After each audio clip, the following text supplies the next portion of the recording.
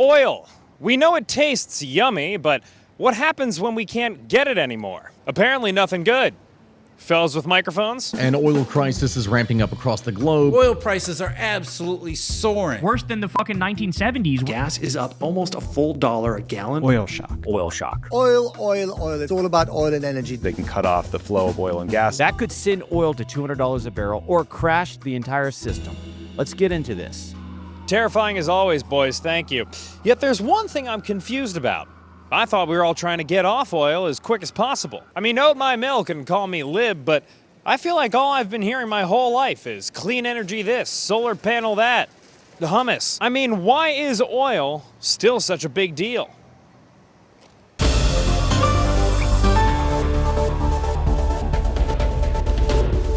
I'm here at the Strait of Hormuz. I was simply vacationing in my camo pontoon boat here when a local mackerel told me that about a fifth of the world's oil is transported through this gorgeous 104-mile-long passage between Iran, Oman, and the UAE. In case you haven't heard, my homeland, the United States, has recently launched Operation Not Sure What the Fuck the Plan Is, a finely tuned tactical mission against Iran that wound up closing this maritime passage, resulting in the loss of over 400 million barrels of oil and counting. Now, for some, oil might seem like a more archaic source of energy, one less befitting the modern man and more the handlebar-mustached, bowler-hatted 1880s baron who writes business contracts in the blood of his son Ezekiel. But apparently, oil is still hella relevant, and that's on science.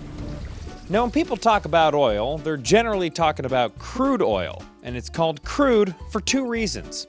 One, it will make tasteless jokes about Armenians. Two, it's extracted from deep underground where it's mixed up with lots of other shit. Once you extract your crude, if you want to turn it into gasoline that makes your car go vroom, you gotta send it to a refinery where they turn it into fuel and also lots of other stuff that goes into asphalt, plastic, kerosene, the lipstick I wear when I'm home alone, Vaseline, nylon, and much more. Also usually found in the ground near oil is something called natural gas, which has lots of uses like heating buildings and making fertilizer. So natural gas and all of these various petroleum products are often lumped into discussions of oil in general. And oil in general is intertwined as balls with the global economy.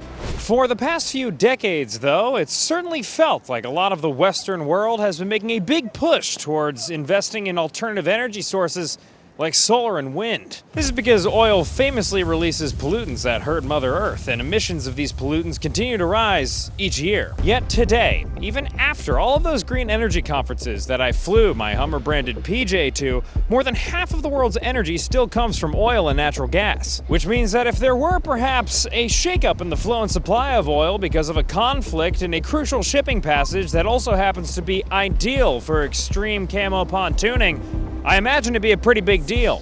This is the largest oil shock in terms of supply in the history of the oil industry. Ruh-roh. What we are currently experiencing is a fundamental loss of flow through the Strait of Hormuz. The Strait of Hormuz, the single greatest choke point for the global oil industry, has been closed for a month now.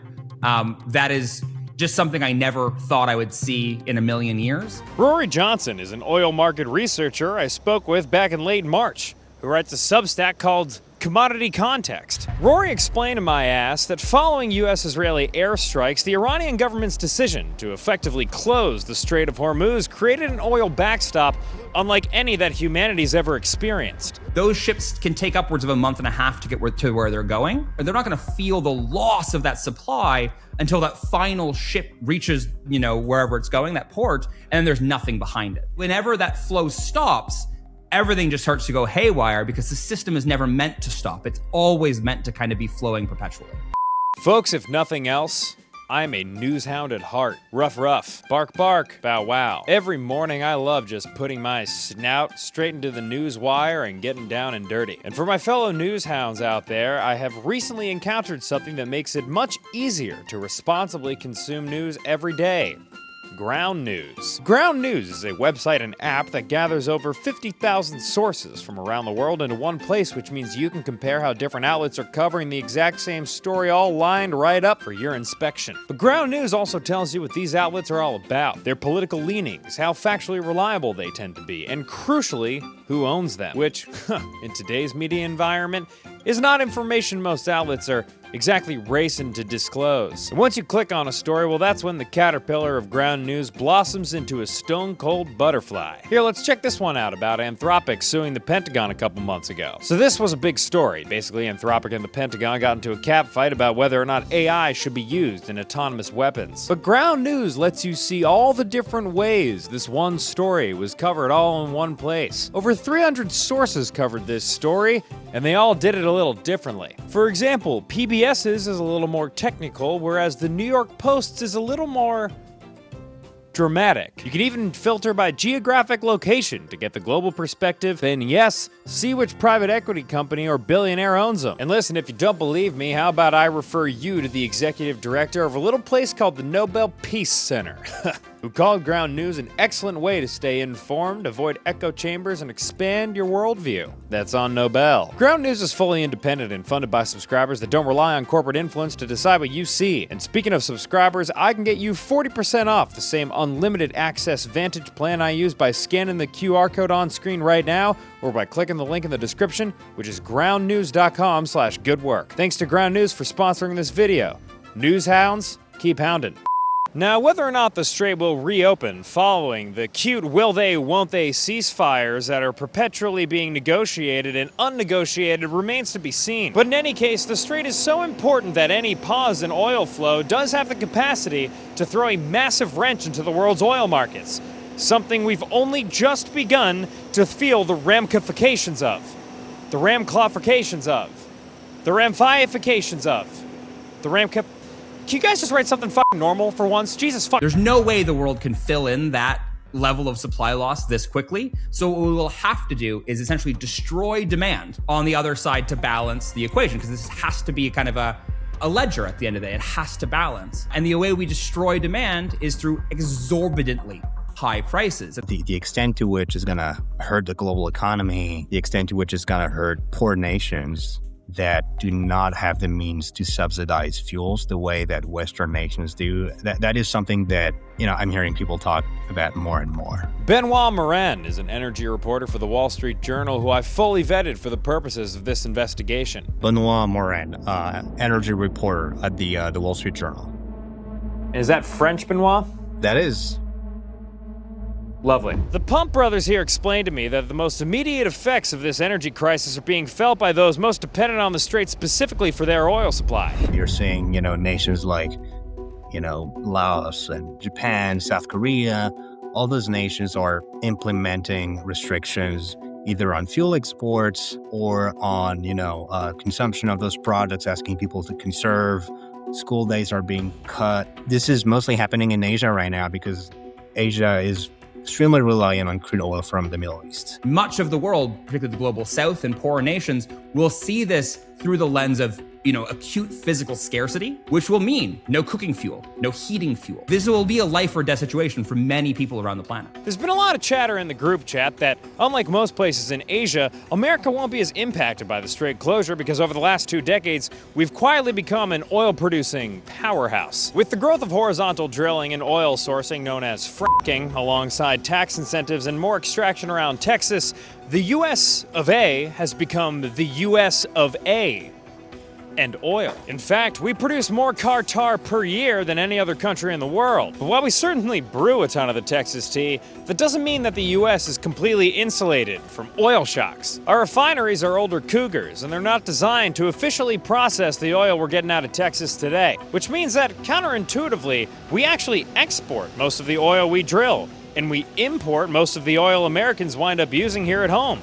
So when there's an oil shortage internationally, we feel the impact. But as a tried and true New Yorker, I'll put journalistic integrity aside for a moment and admit that, folks, I don't give a fuck about your little gas prices. Frankly, I'm better than you, and I haven't driven a car since I was 3. If I'm a New Yorker watching this episode and I put down my cigarette to ask a question, That question is, why should I care about what's happening in the Strait of Hormuz? Because fossilflation is a thing. Fossil fuel prices increasing, winding their way through the economy, increasing food prices. Largely because of how fundamental fossil energy sadly still is. Gernot Wagner is a climate economist at Columbia Business School, who I also vetted for this investigation. Gernot, you sound vaguely European, am I right? So my wife says, pan-European accent, yes. Well, welcome to America. Thank you. Who profits the most right about now, the past 4 weeks? Any wild guesses? Suddenly, I was in uncharted territory. As a professional questioner, I had never myself been questioned by a guest before. I had to make sure my answer was both compelling and correct to let him know exactly the type of ace this fast-talking pan-European was dealing with. Iran. Not quite. It's the U.S. oil industry. Oh, okay. Because pumping oil in this country didn't get any more expensive.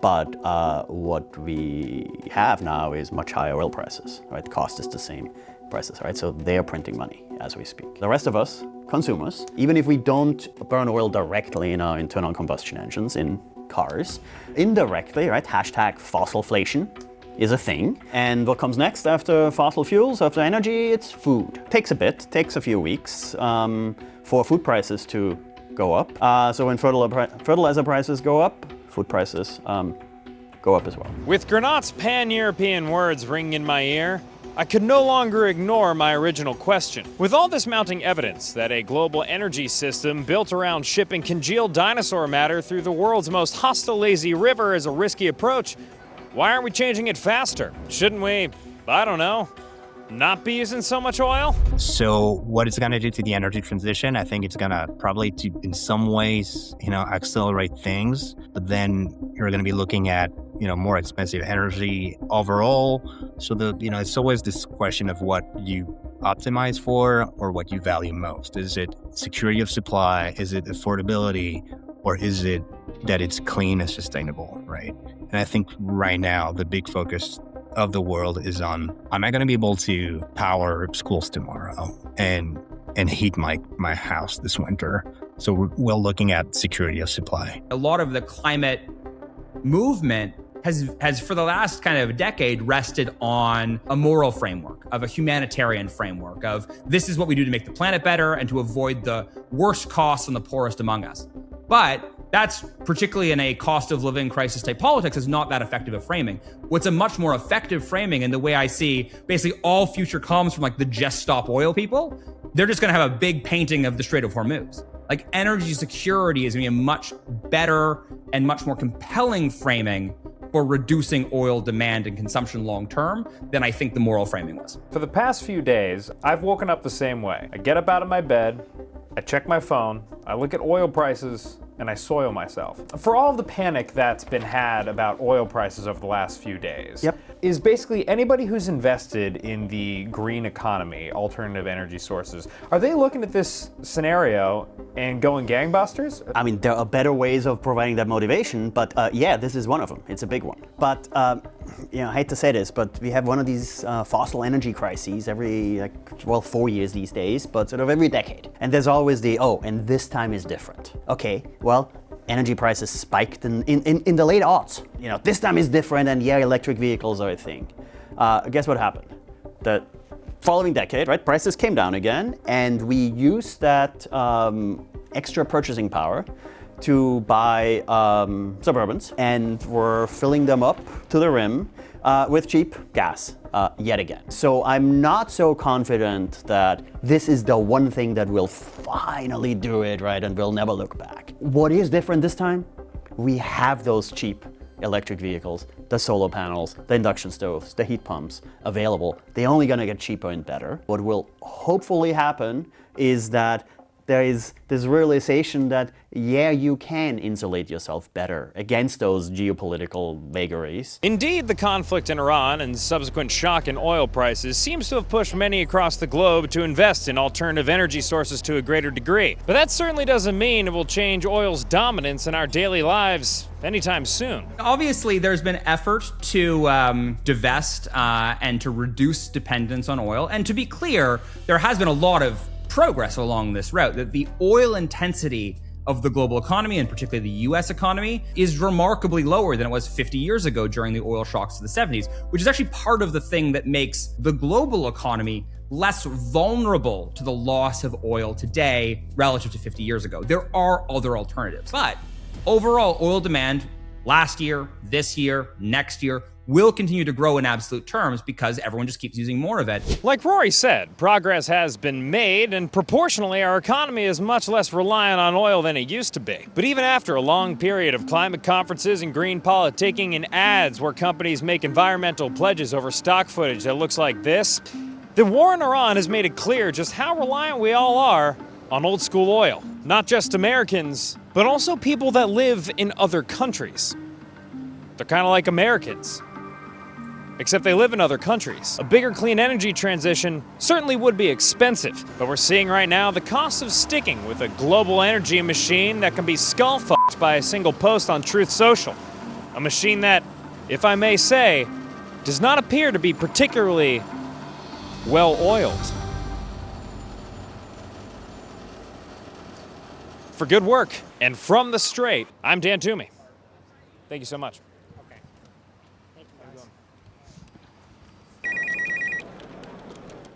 My name is, Dr. Heather Bedle, and I am an associate professor of geophysics at the University of Oklahoma. What is oil? So oil is essentially where you have had massive amounts of death, small marine organisms that died and sunk to the bottom of seafloors or lake beds. And over time, you had sediments and rocks pile up, and they got deeper and deeper and deeper over millions of years. They got heated up and essentially cooked. And so when those organisms cooked, oil or hydrocarbons are produced. Could someone drink oil? So if you think about it, if Red 40 has some petroleum products in it, I'm guessing we have some red sodas. So I think if you drank the oil, if you drank this, you'd be really sick. If you were potentially talking to a man in a suit who had maybe drank a little bit of oil himself before this interview, would you qualify that as a good idea? I would qualify that as a bad idea. And with all of my expertise, I would recommend that you call the poison hotline. Excellent. Okay.